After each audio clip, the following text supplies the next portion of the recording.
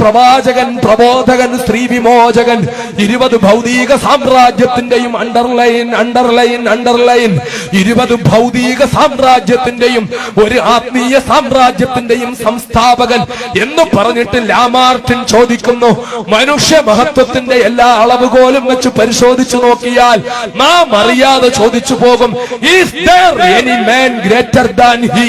മുഹമ്മദിനേക്കാൾ മഹാനായ ഒരു മനുഷ്യൻ ഈ പ്രപഞ്ചത്തിൽ വേറെ ഉണ്ടായിട്ടുണ്ടോ? എന്നിട്ട് ലാമാർട്ടിൻ പറയുന്നു, no man is greater than he. മുഹമ്മദിനേക്കാൾ മഹാനായ ഒരു മനുഷ്യൻ ഈ പ്രപഞ്ചത്തിൽ വേറെ ഉണ്ടായിട്ടില്ല. Muhammad is not only a prophet but also he is the greatest doctor of the world. Perhaps the greatest scientist of all time was Muhammad.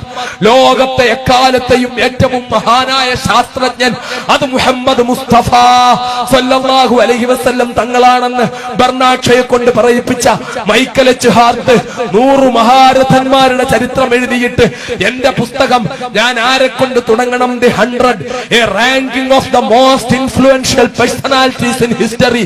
ചരിത്രത്തിൽ സ്വാധീനം ചെലുത്തിയ 100 മഹാന്മാർ, ഇതിൽ ആരെ കൊണ്ട് ഞാൻ എന്റെ പുസ്തകം തുടങ്ങണം? എല്ലാരെ കുറിച്ചും വീണ്ടും വീണ്ടും വീണ്ടും തിരിച്ചും മറിച്ചും പഠിച്ചിട്ട് അവസാനം ഇല്ല, ആരെ കൊണ്ടും ഇത് തുടങ്ങാൻ അർഹരല്ല. അതിനൊരൊറ്റ അർഹനേയുള്ളൂ, അത് മുഹമ്മദ് മുസ്തഫ സല്ലല്ലാഹു അലൈഹി വസല്ലം തങ്ങളാണെന്ന് മൈക്കൽ എച്ച് ഹാർട്ട് പറഞ്ഞ തോമസ് കാർലൈനെ കൊണ്ട് prophet Muhammad is the glorious light of the world.